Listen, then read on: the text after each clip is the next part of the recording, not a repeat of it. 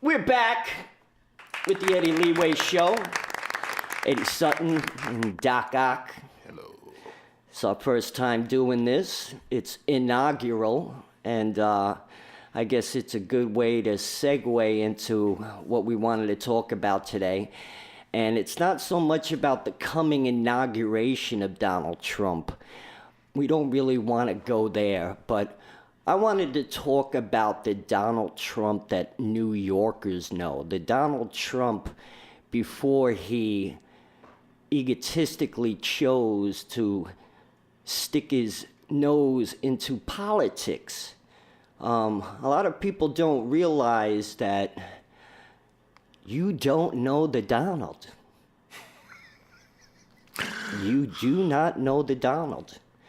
My whole thing, you know, when this whole campaign started running, and it was even before the Republican convention, my question was, how can you vote for a guy that couldn't even succeed running a casino? Now, you know, casino is basically like a license to steal. How could someone like that run a country if you can't even, you know, make a casino work? Do you understand what I'm saying? And I loved the Trump plot. You know, I love going into the Trump's casinos because I'm a hell of a poker player, and you know, I love my AC poker games. But you know, he's got no business in the casinos anymore. Basically, you know, he failed. I live in the city where the Trump Towers exist. Yeah, and when I came back to New York, which was like the same night John Lennon was shot and killed, that was December of 1980. I remember that. You know, yeah, you had Trump Tower being developed at the time. And a lot of people don't realize how nepotistic the Trump family is. I mean, not only is he trying to get all his sons in office in a cabinet position right now, but, you know, he was a kid who grew up in Jamaica Estates, which is almost like the Beverly Hills of Queens, you know, right smack, you know, surrounded and gated outside of some of the hardest neighborhoods in Queens by Jamaica and the Nassau areas of Long Island, which are right on that border there too. But this kid had everything handed to him from the beginning. And well, don't you feel like most of the well-to-do families are by nature nepotistic? Sure, and I understand that, you know, keeping it in the family and stuff like that. But I guess that's how kind of big money perpetuates itself, you know. And they keep it within themselves, so it doesn't go nowhere. I get all that, but you know, being a poor kid myself, I've seen what, you know, making it does to somebody who's ill prepared for it. So I can only imagine the rearing and upbringing you have to get in order to maintain all of that. You know what I mean? Because I think any businessman who's a millionaire has to step on bodies and climb over people to achieve that. You know what I mean? So you got to hurt a lot of people. You have to destroy and crush a lot of people in order to get that level of success. Did you ever see that interview that he did with I think it was Oprah Winfrey back in the 80s, and he was making a bunch of political statements, and Oprah says, the stuff you're saying sounds very presidential. Would you ever consider running? This is back when he was very young and his head did not look like the top of a rooster's, and he was like, I would rather not. And I thought, I actually didn't see the show as it was happening because I didn't fucking watch Oprah Winfrey. Sure. But after the fact, I thought to myself, how prophetic was that? Because it's like that seed was in his head, and he was thinking to himself back then, I can fix this. Or he thought to himself, I see what's wrong in this country. And he was making statements about global politics, and he was like, I can fix this, or at least I know the road to fixing this. But he didn't offer any solution, I'm sure. He's just like, I can do it. Well, his solutions have always been really broad and really non-specific, and more like slogans. And I can hire somebody to do the job. I'm gonna say two things about that, and I know this to be a fact. He was a Democrat then, and he was an atheist.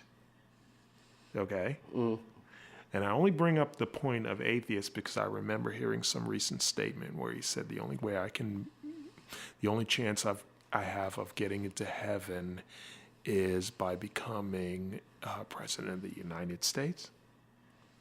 That don't make no sense. But I mean, well, I mean, because also now you have to make the oath on the Bible. You know what I mean? Which is a big symbolic part of it. So if you're an atheist, how can you put your right hand on a Bible, or left hand and make the oath? In all fairness, I think we've had more than a few presidents who were atheists.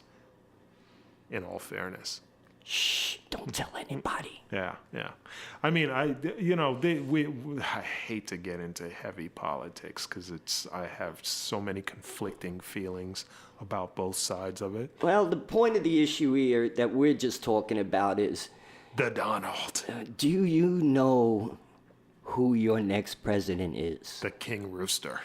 Now, a lot of people don't realize now, of course, the Trump name was built on development, which was buying property, making housing, making buildings, and renting every little spot out, and, the American dream type of thing, but people don't realize how dirty you have to get to be a part of such a business. Preach on it? Where you're talking about labor and unions and other things like that. Maybe the Donald doesn't know politics, but he knows the politics of business.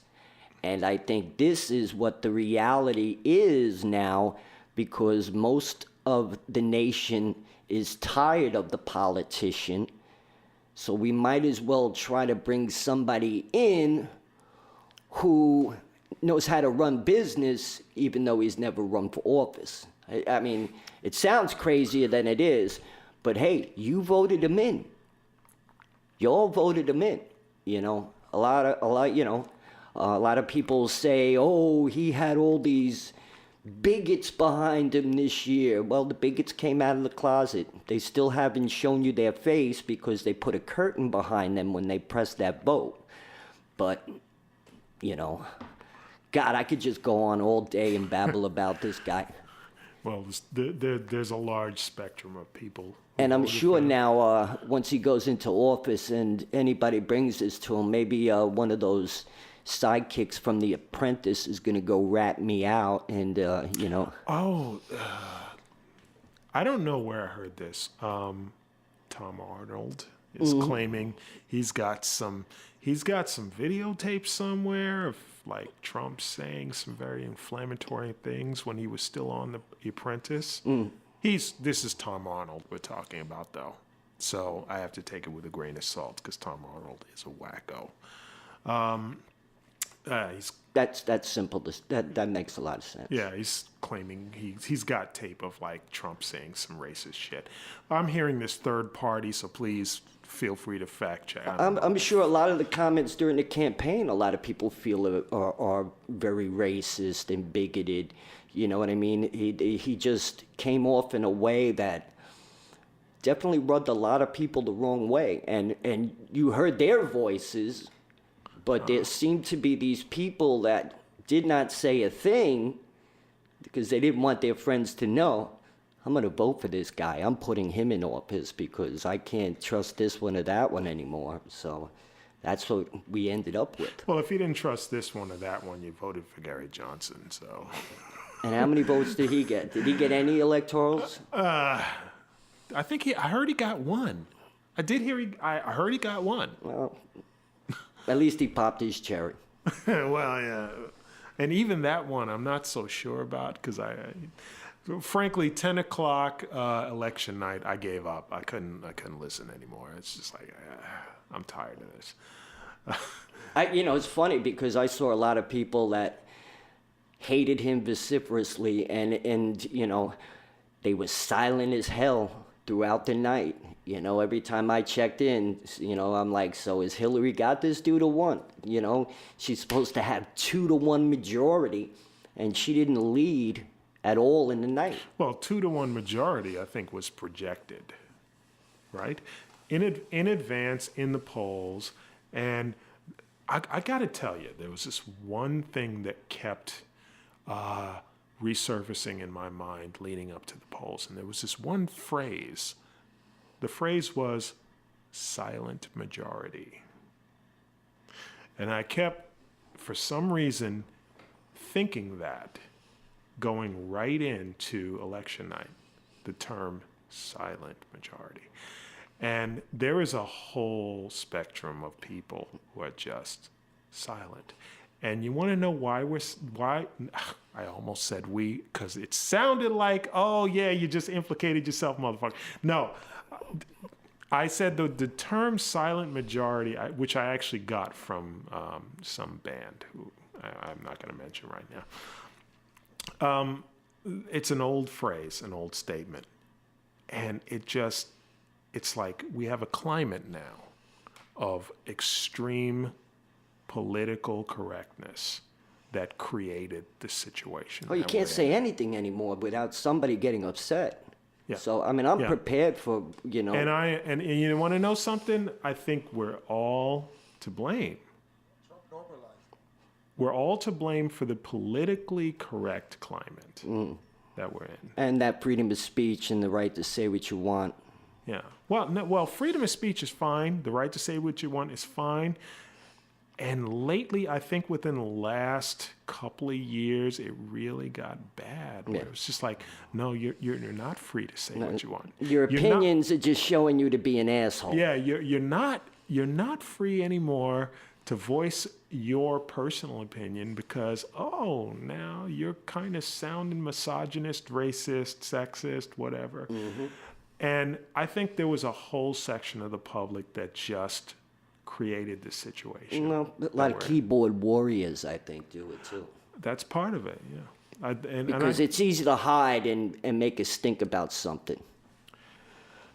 Yeah, well, there's a lot of just dumb shit going on in this world right now, and I think the internet is the internet is a can of worms. It gives a lot of people the license to do punk shit, just punk ass shit, and I mean punk in the negative sense. No, straight up, I get that. There is nothing honorable about some of the things that happen online nowadays. And I can honestly say that I think a lot of people who were apolitical going in became charged this year with making a decision. And you know what? Americans aren't as political as, say, Europeans. I've noticed that, especially overseas. Maybe for once, after this term, people will be able to be a little more enlightened and educated, because I'm not as educated as I would like to be on politics myself. But I do know what's coming. I have a good idea of, who you voted into office. And, it's unusual and very scary times, not just here, but worldwide. Yeah, I don't feel well informed enough to make statements about it, frankly. At least none that can be called up later on. Like, you were wrong, motherfucker. But I do feel like, just judging by the people that I spoke to, just man on the street interviews, if you will. I just know, like, in order to do business in New York, you've got to meet some really shady characters. Sure. And there's no way around that, especially when you're talking about New York development. New York did not vote red. No, and that's my point. New York is a New blue York state. knows. New York Hey, knows. New York's a blue state, And what was that noise? Oh. Yeah, New York is no. New York is no. Yeah, so it's in the aggregate, a lot of people are very pissed right now. But to be honest with you, if you look, let's just call it like the fuck it is. All right, if you live in New York and you suspect somebody in New York voted for Donald Trump, it don't fucking matter because he didn't win New York. New York, California, what was it? Couple of other major metropolitan cities. I thought he grabbed up a lot of middle states. He absolutely did, and that's how he won the Electoral College. So if it's ridiculous, this is the part where I think people cannot see the forest for the trees. Mm-hmm. Well, a lot of people are saying all these racist groups in the middle countries got behind him and helped make him carry through and become president, right, and was voted in. And I don't think those people really understand, his values and how far off they are of this man. Do you know what I'm saying? Like, they're thinking he's the one, but I think it's their prejudices that are making them think and are delusioned with this man as being a savior for them. I was listening to some interview earlier today, actually, with Bruce Springsteen, and whatever. Bruce actually said something, because he's very vocal about the whole thing. He was like, I know some good, solid people who voted for Trump. And I used to go to Trump Plaza, had a thing for playing the slots. And I know some really fucked up people who voted for Trump. Sometimes I would play roulette, maybe a game of Phantom Bet. I'm sorry, Bruce. I don't know. But frankly, within our state, if two people meet on the street and one guy is going, yeah, I voted for Trump, and the other guy is going, I voted for Clinton, and then maybe one in 100 people goes, I voted for Gary Johnson. There's no argument to be had there. There's literally, and people are becoming, in this state at least, a victim of mass hysteria. Yeah, well, I watch how my friends watch the news nowadays, and it just seems like almost everything they're bringing in there is causing people to sweat and really get shook, and that's a lot of the reason why I refuse to really watch the news unless right. I just want the facts. I don't give a fuck about what this one or that one's opinion is. Yeah, you know what I mean? Do you not know that quarterbacking just annoys the fuck out of me? Do you not know that the United States of America has a system of checks and balances? Thank you very much. And presidents don't get the opportunity to do whatever the fuck they want to do. Well, that brings us back to this man who made his financial power and career in the state of New York. Oh, there you get to do whatever the fuck you want to do. The population doesn't vote for him. Within the law. He now gets into this whole new level of prestige and power. And well, I put it to you this way. The question mark is, what is he going to do with it? Eddie, I put it to you this way. A lot of things Obama wanted to do, he got fought tooth and nail on. Yep. Okay? I'll agree with that. Obama did not get a chance to do everything he wanted to or thought should have been done. I think every president goes in thinking they're going to be able to do this and that, and then the reality sets in. Yeah. And before everybody starts panicking like it's War of the Worlds, understand. Well, what happened election day was invasion of the body snatchers. That's what I see, Our president-elect does Where not... Where you going? Oh, I'm going to the electoral, district to go vote.